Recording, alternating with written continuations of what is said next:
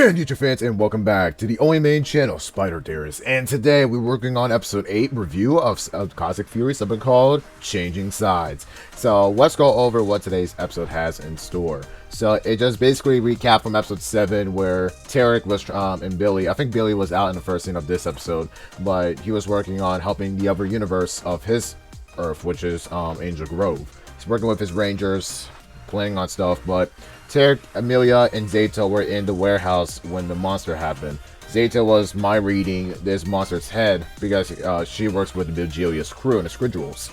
So it's like, I'm so tired. I mean, that's what she said. And I'm like, God.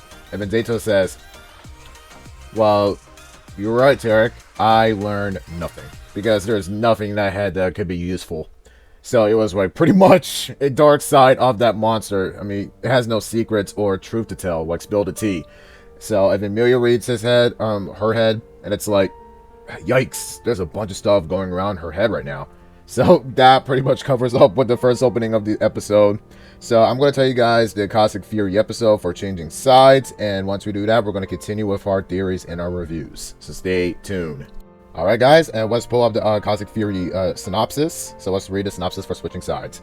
Alright, 2X villains should be... Oh shoot, that was a scroll up on my phone. 2X villain should be the last person to cure Ollie, but Aiyon has a plan just might work. Meanwhile, Zayto's secret becomes harder to hide. Oh yes. So continuing back with the episode Operation Seasoning, he did spill some secrets to Solon and Aiyon. Solon and Aiyon just spotted that Zayto has magic powers, which is going to last not that long, but it's going to be for a probably short period of time. So basically what that means is when he runs out of magic, he goes back to the grid immediately. But it was hard to tell the rest of the team that because he doesn't want the team to know. So he's going to have to spill the tea at the end of the episode. But let's go to other stuff first before we come back to that. So it seems like Aiyon was going to the cafe. There was a little kid who wants, Aiyon, I want to taste your flogging cake so bad. And then it's like Aiyon was just about to close his own cafe. So it's too late because you just closed your cafe. But good thing Aiyon uses the recipe ingredients give to this unnamed mother, which we don't know. So she gives her the recipe ingredients for flogging cake. I mean, packs up and leave because I mean there's so much to do on Aiyon's schedule. I mean right now he's facing Lord Zed, so he won't be time to reopen back the Aiyon's cafe.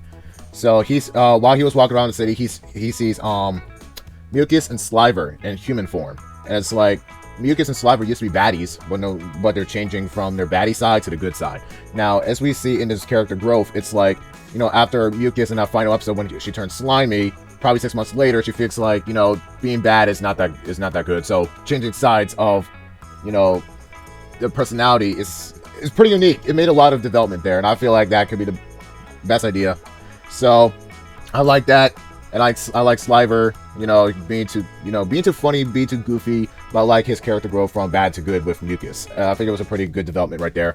And then they work with Aiyon. Aiyon has a plan, but it seems like the rest of the team was not happy when Aiyon finds 2 people who can cure Ollie. But with Zayto's powers, using the Morphin Master Staff, he turns Mucus back to its monster form. It's like Mucus doesn't like to be in human form because it makes her gross, but Zayto just like because he saw how uncomfortable Mucus was when she didn't like to be in human form.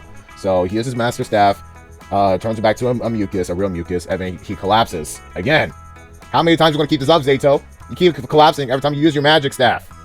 Alright, and then pretty much after that, it fully explains that the Rangers was on the team. We have Javi, Aiyon, Morph, and then the rest of the girls, there was a 3 trio girls fight, but that was for a different fight over there. Sorry if I don't make sense in this episode. I've been like, my mind's going everywhere every time I like, you know, figure some ways if I can refer back to the episode. So my bad, my apologies. But please don't hate me for that. Just bear with me, okay? So pretty much after the fight, we see Zayto and the rest of the people go back into the base, I believe. And then it's like the Rangers are wondering why Zayto's keep collapsing every single time. And then Zayto overhears and wakes up from his nap.